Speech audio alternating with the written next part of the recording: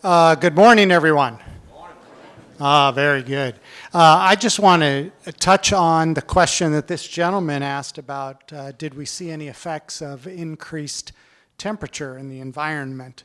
Actually, we're doing some research collaboratively that we're seeing animal health issues due to an increase in wildfires.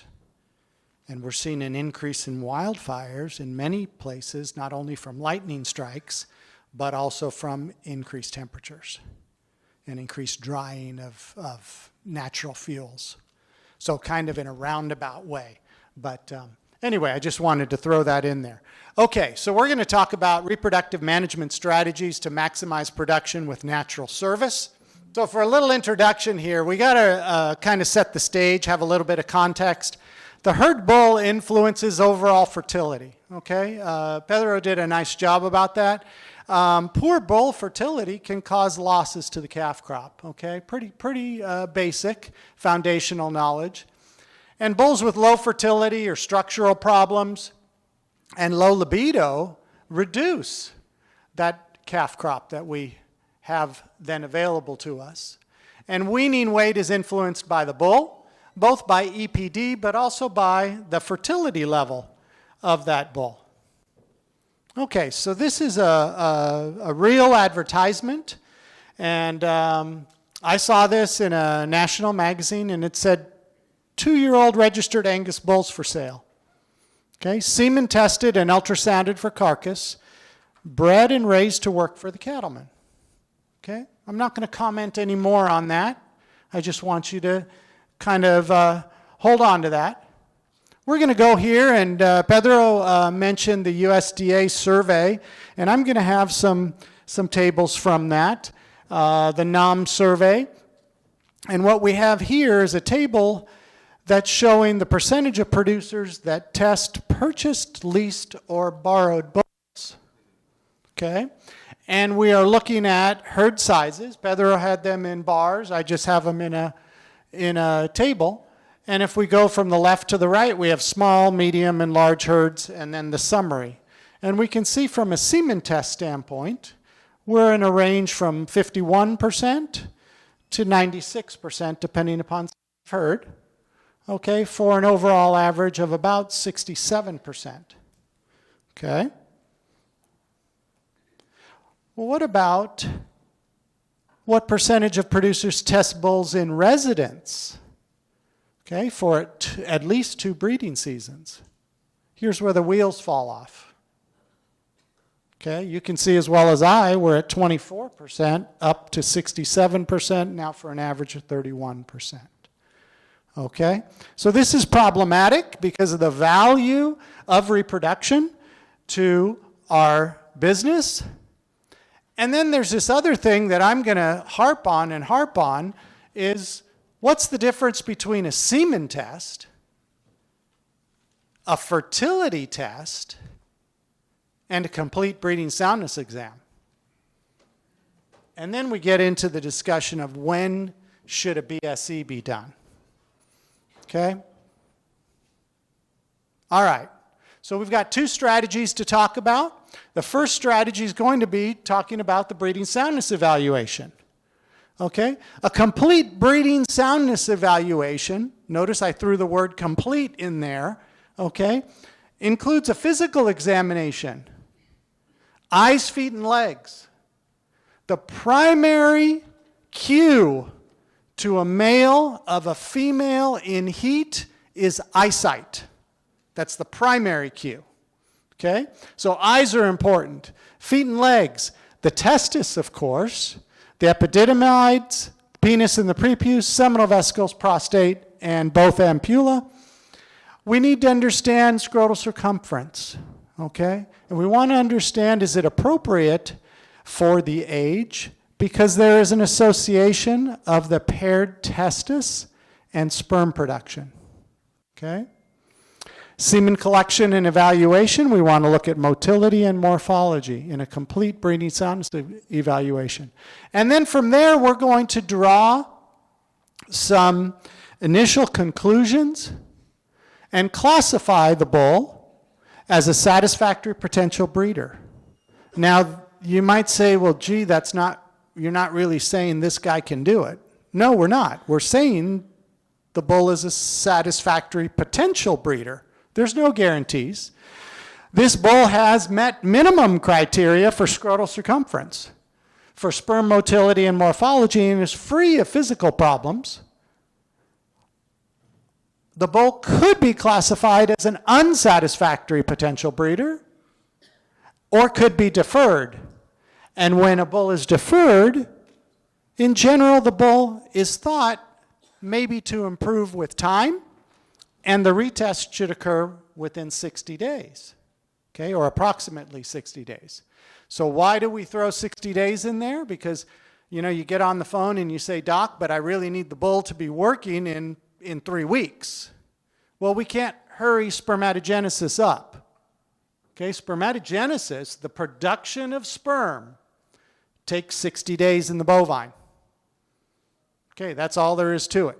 Okay, and this is a graph showing that we're going from spermatogonia way at the top all the way to fully formed sperm. Okay, 60 days. So that's why that interval is very important, because it is possible for some bulls to have a classification deferred, wait the time period, and then that bull is then able to be classified as a satisfactory potential breeder. So why are these complete BSEs important? There's a volume of data out there, okay? There's a 10-year study out of Michigan, almost 3,000 BSEs on beef bulls. 82% were satisfactory, 15% deferred, 3% unsatisfactory, okay? If we look at the second bullet point, 1,200 BSEs on beef and dairy bulls were done. 37% were unsatisfactory. That keeps me awake at night. That's a huge problem. That whole group of bulls, there was a huge problem. If we look at 200 BSEs on Holstein bulls, 12 to 15 months of age, and they're plenty old at 12 to 15 months of age, 36% unsatisfactory. Here's the kicker. 57% of those bulls failed because of the physical exam alone. So that's why a semen test, taking a sample, looking at motility, looking at morphology, and saying, yep, that bull's good, is not sufficient. How much does a BSE cost? Well, it's going to depend. It's going to depend on how many are being done. It's going to depend on where your location is relative to the clinic. Could it be $50 a bull? Of course. Could it be $65? Of course. Okay? There's a return on investment, though, to what you're doing. Return on investment, BSE benefit to cost ratio, $20 for each $1 invested. This is research not only here in the US, but research that's been done in Brazil. Okay? Think about the importance of the bull to generating calves, which you are going to use as replacements or you're going to sell. Okay? Okay, one of the things that isn't included and is very difficult to do, and that's why it's not included, is a libido test. It's not included in a BSE. But you do need to watch your bulls and confirm that they have the interest in breeding females. Okay? So we've got this picture here from Al Barth, and I've got the caption there. All bulls are interested, right? And we have this mature bull on the left-hand side. We have the estrel cow and the stocks there, and then we have a younger bull. Okay, well, if you've seen the picture before, that old guy is bored to tears. The young guy's thinking, hey, it's my turn. Okay, this is a problem. Okay, there are some bulls that have read the story or had the story Ferdinand read to them. They like the whole idea of sitting under the oak or the cork tree and looking at flowers. Okay? So keep an eye on those bulls and make sure that they have the will. Now, we have a little bit of an issue is that unfortunately, libido level is not an indicator of fertility. But they got to have the will to serve the cow so you can find out if they can generate calves. Okay, so let's talk about the second strategy. We're going to talk about estrus synchronization with natural service. Okay? What are some of the benefits? I've just got a list of benefits here. Well, females are in estrus at a predicted time. Okay, so you're scheduling essentially when you want the animals that you're treating to be in heat.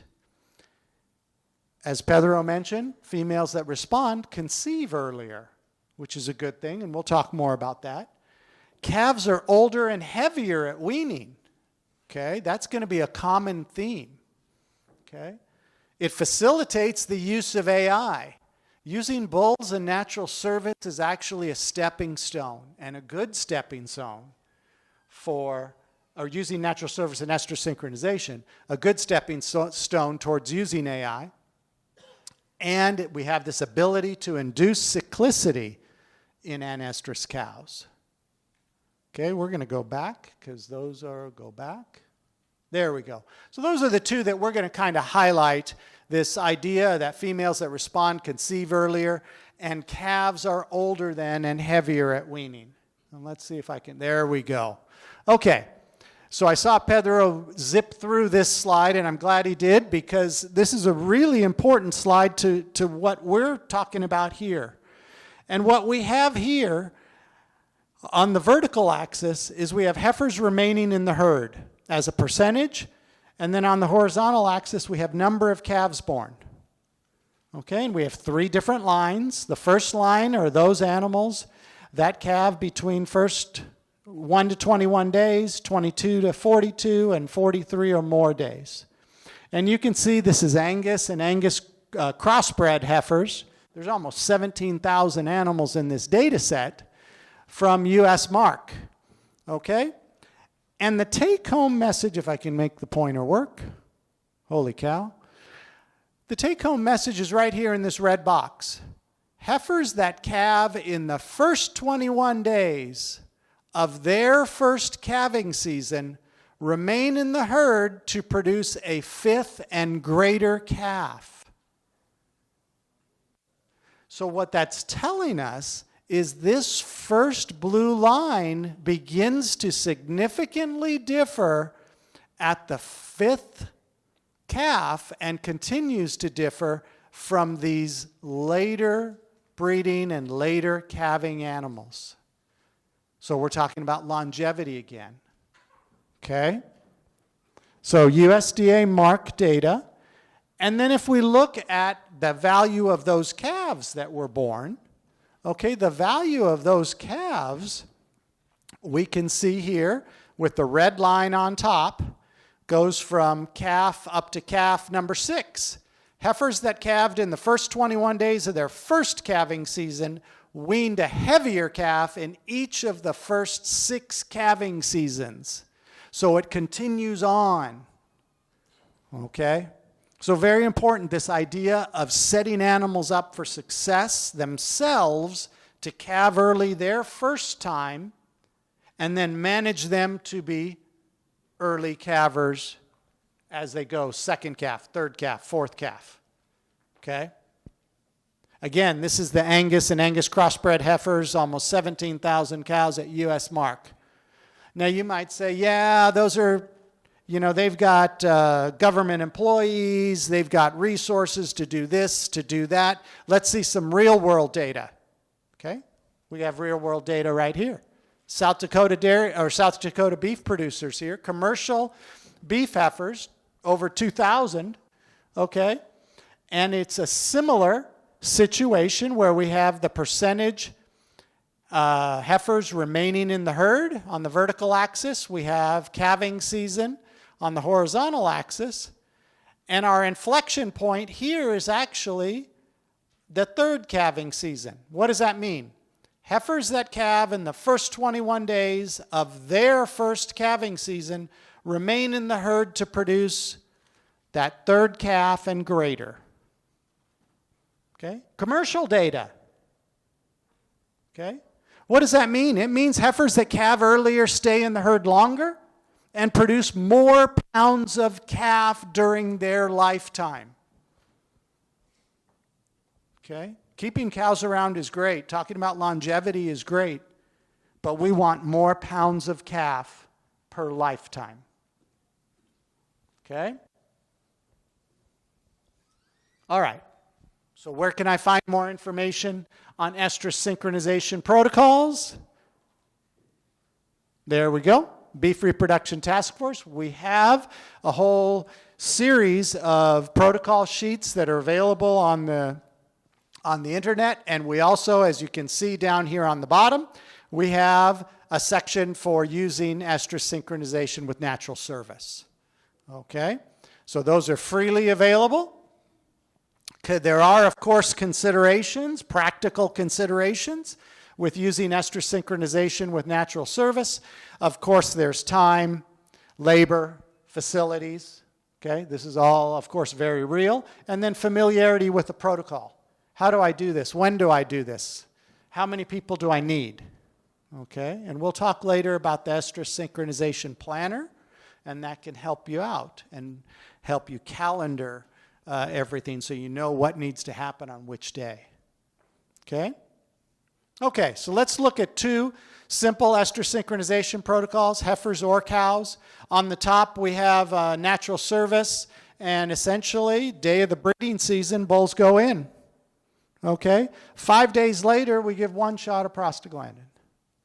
Okay? And then we have animals synchronized after that. So the bulls are free to inseminate those cows for about 5 days. Those animals will not lyse their corpus luteum. They will not lose those calves, if you will, the early conceptus, because the corpus luteum's not mature enough. Then you synchronize the animals and the bull can go to work. And we have the one on the bottom, which is a progesterone insert, a cedar insert, used for 7 days, and that's removed, and bulls are put in after that. Okay? So let's look at some results relative to those synchronization protocols. And the first study we have here, under the middle column, synchronization method, 1-shot prostaglandin or not synchronized would be our control. If we go all the way over to the far right, animals that were cycling, we can see fertility differences, 55.7% compared to 25%. Okay? If we look at the second line, some data from Cliff Lamb where we're using the cedar compared to a control, and in this particular study, they did not know which animals were cycling versus which weren't cycling. That's why it's in the unknown column. We still see a difference of 43% versus 35%.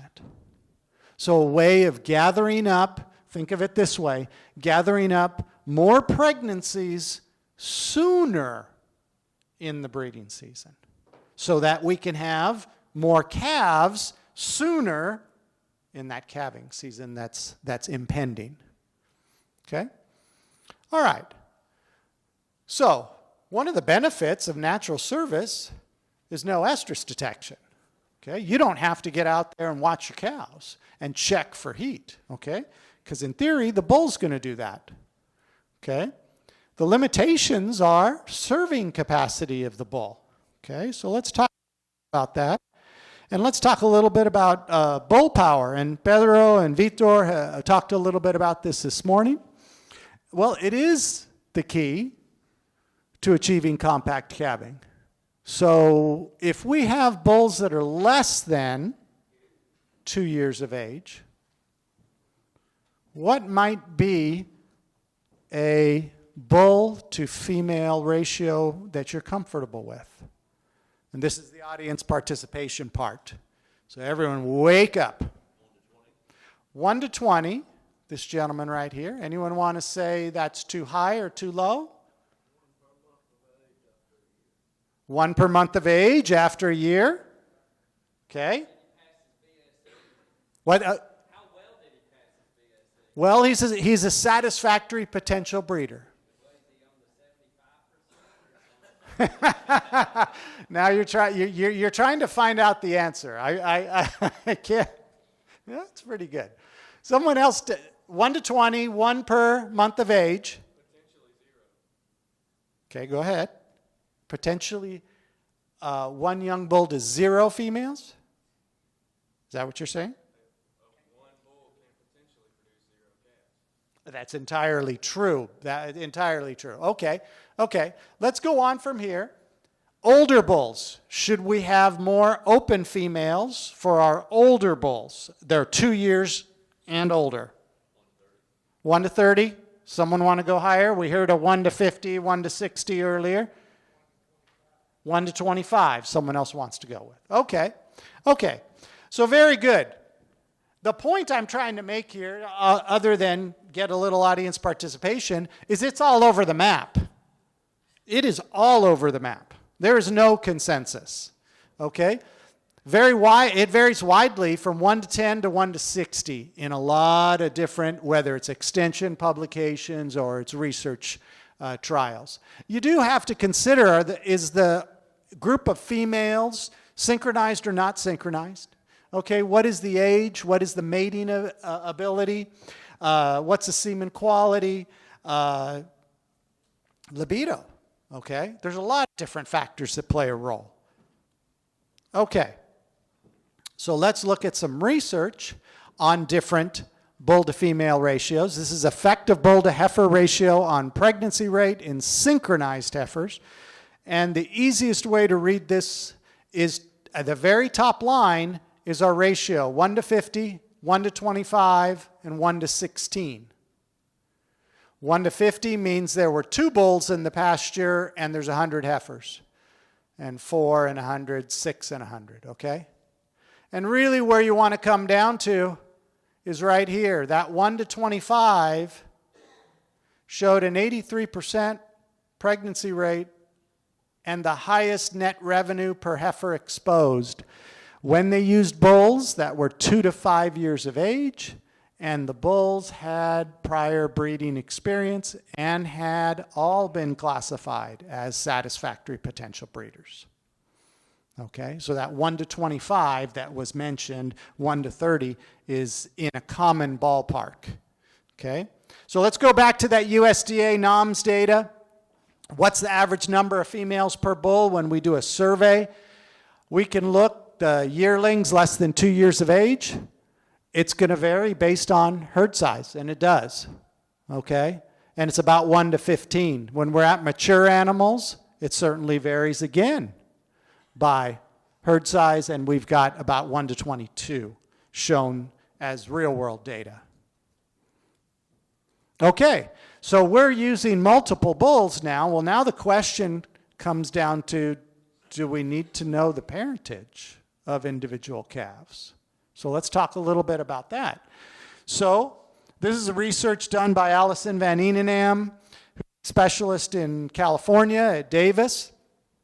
And she looked at multiple sire breeding pastures, and there were 27 bulls, okay?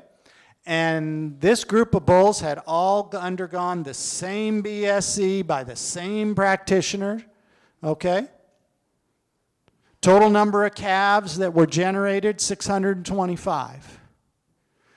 But here, that third bullet point, another thing that keeps me awake at night, 5 of 27 sires produced over 50% of the calves. 10 sires produced 0 calves. 9 of those were yearling bulls. So are we setting things up for success, or are we setting things up for failure? This is a great study, a fantastic study, okay? But that question mark there is real world, okay? This happens, okay? So then we get back to the point, is it important to determine parentage of calves produced by a multiple sire program? Okay, I don't know. We could argue yes, we could argue no. Depends on where your calves are going, okay? How might you determine parentage? So what percentage of operations used commercially available DNA testing for sire identification? Okay, readily available. Okay, this is the same USDA NOM survey, and we can see the herds are broken out by the same sizes. We can see, not surprisingly, that smaller use it less compared to large herds. But overall, we don't really test calves that come from multiple sire pastures, probably because we're not getting a return on that investment, or we are perceiving we're not getting a return on that investment. It might have to do with how we market our calves. Okay? So in a practical sense, what might be the reasons for the variability in the number of calves born per bull in a multiple sire pasture? So what might be some of those reasons? Libido, okay? Social dominance. Social dominance is a huge factor. Okay? Conception success among bulls. Let's just focus in on social dominance for a second here. It's related to size and age, and the ranking may affect the number of cows a bull services in a multiple sire herd. Okay? This is real. One guy's going to get out there and say, no, I'm the ruler of this pasture. And those guys get beat up so bad, they're like, yeah, no, I don't want to play. Okay, I'm fine over here eating, you breed. Okay? All right, a little bit of audience participation again. We're going to solve this word puzzle. A dominant cow with poor semen quality or low libido will likely blank pregnancy rates. Lower or decrease pregnancy rates for the herd even when more blank subordinate bulls. More fertile subordinate bulls are present. Exactly. Okay, age and social hierarchy and multiple sire groups, we can try and manage this. We want to avoid young and older bulls in the same multiple sire pasture if we can, okay? Separate cows into single sire groups if possible, or smaller multiple sire groups. I get it. You don't have a jillion paddocks, okay? But that doesn't mean this doesn't happen, okay? So we got to find a way to manage it. If multiple sire groups are necessary with bulls of a variety of ages, group bulls together before the breeding season to allow social hierarchy to form, okay, before interaction with the cow herd, okay? And this happens many times when we winter bulls. Many times we've got bulls together, okay? So good idea to make groups and let them have their hierarchy figured out, and also keep the young ones away from the older ones. Okay, so we're rounding the corner here. We're heading for home. We got to talk about how many synchronized females can a bull inseminate? A bull that has a reasonable libido level. Some research done in 1970s, 1980s shows that during a 30-hour time period, beef bulls averaged 55 services during that time period with a range of 14 to 101. Okay?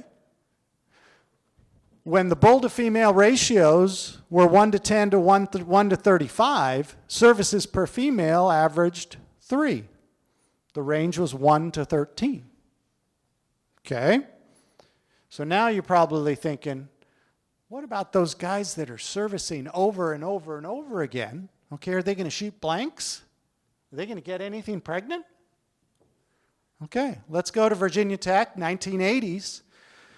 We had bulls that were in a bull barn that were collected with an artificial vagina like we would do at an AI center. And a depletion study was done, okay? And what happened is bulls were collected 14 consecutive times. Okay, consecutive means you collect the bull, bring the bull down, and you start the bull again with the whole process. And you get the bull for the second ejaculate, third, fourth, fifth, etc. And you can see on the different lines, they commingled ejaculates 1 and 2, 3 and 4, 5, 6, 7, etc., up to the 14th. Okay? And you can see the volume, sperm concentration per milliliters in that third column. And we're going from over 1 billion sperm per milliliter to still 232 million sperm per milliliter. There's plenty of sperm cells there. Okay, plenty. Okay, total sperm. And then look at motility and morphology. There is no drop-off in motility and morphology. You don't get bad sperm cells on the 10th ejaculate. You still get a representative sample from those bulls. Okay? So we can, with bulls that have the capacity, that have the libido level, we can put them at a fairly high bull to female ratio. They will not shoot blanks. Okay? The question is, we have to have all our building blocks in place. Okay? We have to have all of our building blocks in place. Okay? Very good. Take-home messages. Heifers that calve earlier stay in the herd longer and produce more pounds of calf during their lifetime than later calving heifers. The first strategy I talked about, breeding soundness exam. Okay? All bulls, every season. Say that again. All bulls, not just the bull you got at wherever, the sale, and you're bringing this bull in, but the bulls in residence. Okay? And I'm going to divert just for a second here. There was a very intensive dairy study that was done at University of Florida a few years back, and they used natural service versus AI. And the natural service bulls they used on this dairy had a breeding soundness evaluation every 3 months. 24% of bulls were removed from the study. They had previously passed a breeding soundness evaluation, and when the 3-month came up, they did not pass. So that's my point in that bulls in residence, just because they've had one satisfactory classification, that doesn't mean they're satisfactory forever. Keep an eye on them. Okay? Estrus synchronization we talked about. The bull to cow ratio varies. Okay? And beware of impact of age and social hierarchy in multiple sire breeding groups. Okay? Is Lee Jones here somewhere? There's Lee. Lee, former UGA professor and now with BI, and I were editors. I should say Lee was the editor and invited me to be an editor for a book, Management on Bulls. Okay? I don't get any money from this. It's just a resource for you. Okay? Available on the internet. Okay, we don't get any kickbacks for this. There's no point in me saying that, okay?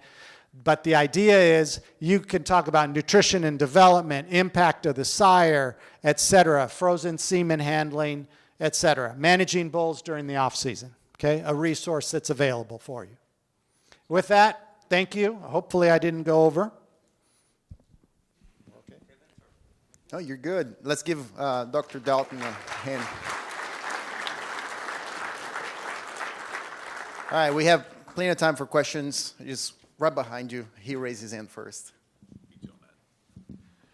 Joe, just to follow up on one of the last topics you talk on, a producer goes buys a bull at a bull sale, a yearling bull, the 1st of February, but he's not going to turn him out to June 1st. Should he retest him before he turns him out?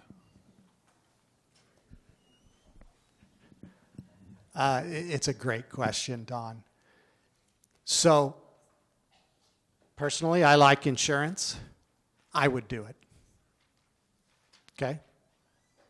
Some people, the test that they had was good enough, but I don't know what the bull's going to be exposed to across that time period, from February to June. I would like to be in the pattern of having all my bulls, however many I have, right before breeding season evaluated. is the way I would handle it. Now, does it cost money? Of course it costs money. Okay, but so does car insurance. And when I've had a wreck, it's come in. And I've had a wreck or two, so yeah.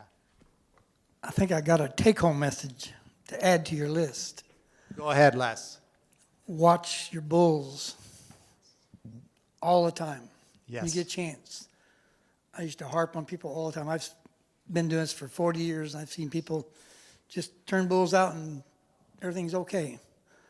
You got multiple bulls, you'll know who's dominant or not dominant, who's lazy or not lazy, who's breeding, or even your cows. I used to tell my mom, I'd said when we had AI, but I said, watch your cow. If you see a cow eat, and all of a sudden you look, and man, that's about the third time she's been bred.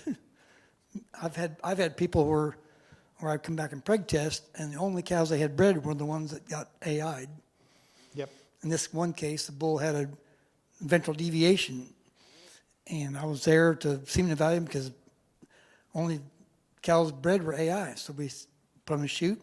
I checked the semen. It looks great. And he happened to have a cow in heat. I said, let's turn him out. And he got up there just stout as can be, walked good, got a nice, firm, straight erection, and the farther he got, the more it bent, and he put between her legs every time. Right. Watch your cows, watch your bulls. Thank you. The take-home message, can they actually gain intromission? Can they actually serve the cow? Exactly. They have to be able to extend, of course, and extend in a fashion that would allow them at the appropriate angle.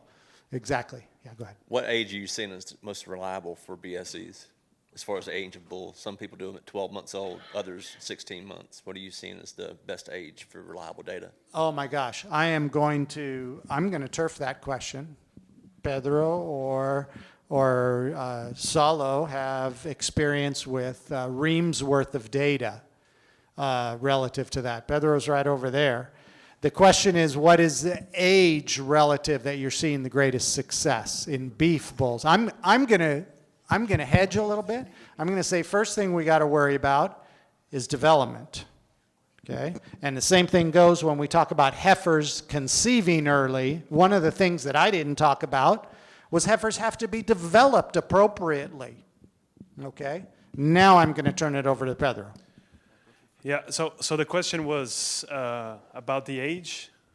Yeah, I mean, just like heifers, as those animals get older, they're more likely to pass to BSC. They will develop more, and a lot of the failures that we see in a BSC early in life, very often they will recover. Let's say if we give those bulls another month or so, they'll pass to BSC. Mm-hmm. There's some debate on whether we should give those bulls another chance, and that's a topic for a different discussion. But yeah, like anywhere between 13 to 16 months of age, those bulls should be ready to pass a BSC. 12 to 16 months of age, if you get a British breed like Angus cattle, they should be able to pass a BSC. But again, like I said, as you give those bulls more chance, the probability of bulls failing the BSC, the percentage of bulls failing the BSC will decrease as those bulls develop. You can add more to that. Yeah, no, just complimenting a little bit. I came across a study this year when I was looking exactly at that. And at 12 months, it's probably the highest failing rate when we're thinking about pubertal animals. And then when you get about 13 to 15 months of age, they're about very similar. There's not much change. There is a little bit of increase on bulls passing. I think the biggest thing that we have to remember, and I think it complements what Joe highlighted very well today, is the bull power. A very good young bull will get that out there and do the job. But we have to remember, those bulls are still developing. So we do not want to push those bulls too hard because they will forget to go eat and they'll just go do the job and breed. And we harm those bulls on the subsequent breeding seasons. Mm-hmm. It's because they stop developing. So they need to keep gaining weight. They need to keep growing as they age a little bit. So if you turn out a 13, 14-month-old bull with cows, it's important to lower a little bit that number of cows because of that, because we want those bulls to keep developing. We do not want to overwork those bulls at a young age. there's a follow-up right here. And we'll go right to you in just 1 second. Go ahead. All right. The question was, what about Bosinica's influence bulls? That's a good question because, yes, they are later maturity animals, right? So it's been a while since I've worked with Bosinicas, but we're talking about most of those bulls reaching puberty after 18 months of age. So, but I'll move the age a little bit, but I will use the same caution, right? So they're probably going to be fully mature by 24 months of age. So between the 18 to 24, that's where I would be more cautious with the Bosinicas bulls, just shifting that age, because we want them to finish development, fully developed. So when they're 2+ years old, then you're actually want them to be full going, and when you put 30, 40, 60 cows, whatever you think it is the bull power that it can handle, it'll be able to handle, and we are not harming those bulls later on.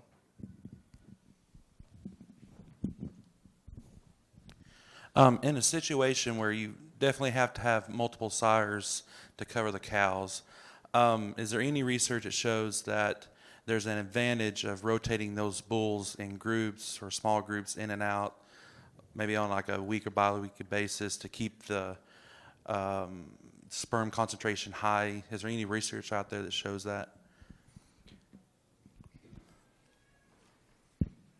Yeah, it's a great question. The wheels are slowly turning, so a great question.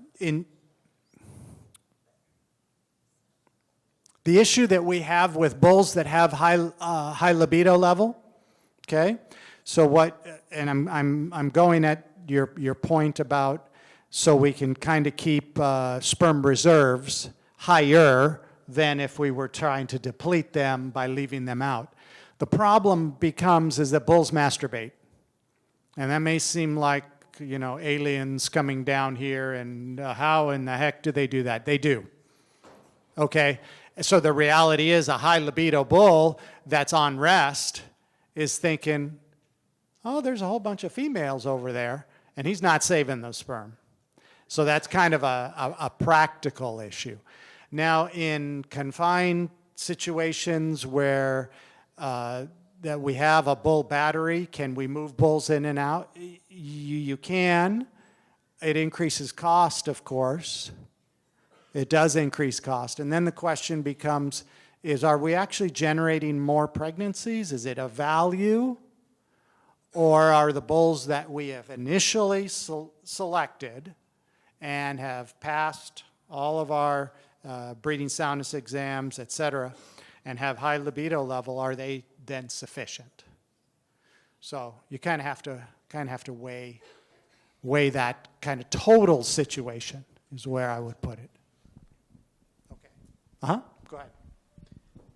A follow-up question on the rotating in and out of bulls. In my part of the country, semi-arid, when we bring bulls in from a bull sale, they're usually in very good condition.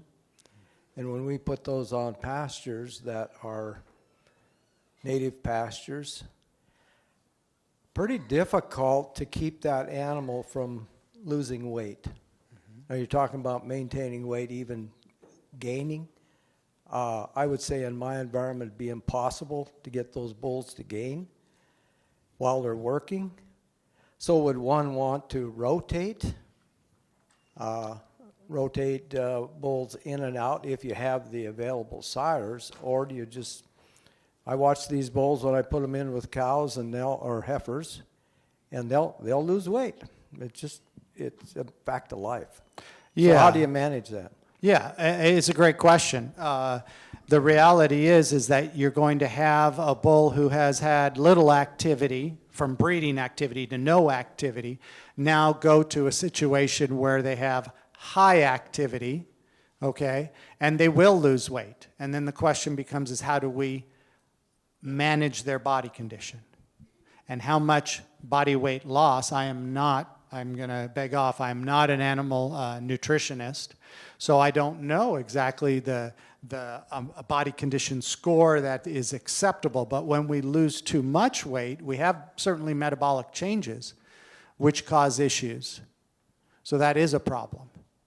The question that I would throw out there, and I don't know that there's an answer, is that how many can you afford to have within a battery, because none of them are free. They're all costing you money. And then the question is, what's the starting point for body condition, and what is the expected, given your terrain, given the nutrition, what is the expected body condition loss? And Saulo's point was an excellent one about young bulls. If we push young bulls, and if they lose a lot of weight because this is what they want to do, they want to breed, now we're putting them behind the 8 ball for the next season. Okay, I'm not answering your question. If someone else wants to jump in and has Vitor or Pedro or Saulo, jump in. I just want to add on a little bit. I'll come here in the front. So, I understand it's hard, and my point was there is a little bit they're going to lose if they're actually doing their job, right? Yeah. They are going to lose because they're interested in breeding cows. They're being very active, searching for those cows, looking at the sexually active groups. So it is normal. Mm-hmm. And if we go back, I think you have Dr. Walker's paper mentioned here, and it is mentioned there. It's normal, you know, especially a mature bull, 100, maybe 200 pounds lost during the breeding season. It is normal because that bull is actually working, and we expect that. A bull that actually don't lose any weight during the breeding season, we might need to check to see if he actually is working. Now, when it's getting to a certain extreme, now you're actually compromising the health of the animal, and when the animal becomes unhealthy, it's going to stop breeding. Mm-hmm. So we have to find that sweet spot there where it's actually working and losing because it's working, but not overly losing weight. And that's where my point with the young bulls coming in is lower the number of females for that bull so it will have time to rest and go eat and don't lose too much and hopefully continue to grow there. It may be lose body condition because it's working, but it continually grow and gaining weight, but losing body condition, if that makes sense. And another strategy that I recommend, so I'm part of the University of Tennessee bull test, is when we put those bulls out, make sure you adapt them back to forage before you actually let them just go without any of that ration. So give them a little bit, cut down slowly that extra ration that we were giving for the developing bull in order for that bull to be fully adapted to just forage before it go out in the pasture. And I think it goes back to, we are not talking about heifers, but Dr. Perry, who is a co-author on this presentation, studies in South Dakota where they develop heifers on feedlots and turn them out on pasture, and you see a huge increase in activity and a lot of body weight loss for those heifers. They're actively searching, and they haven't been exposed to that environment, so they're walking around looking for, where's the water? Where's my feed trough? I've been feeding on a feed trough for 4, 5, 6 months. Now, where's my feed trough? And they keep walking around trying to figure some of those things out. So adapting them to the new environment before we actually want them to start breeding cows, I think that might be a good idea and help decrease that body loss or the weight loss. Let's give a hand to Dr. Dalton. Also, Dr. Zoka, who's speaking later in the program.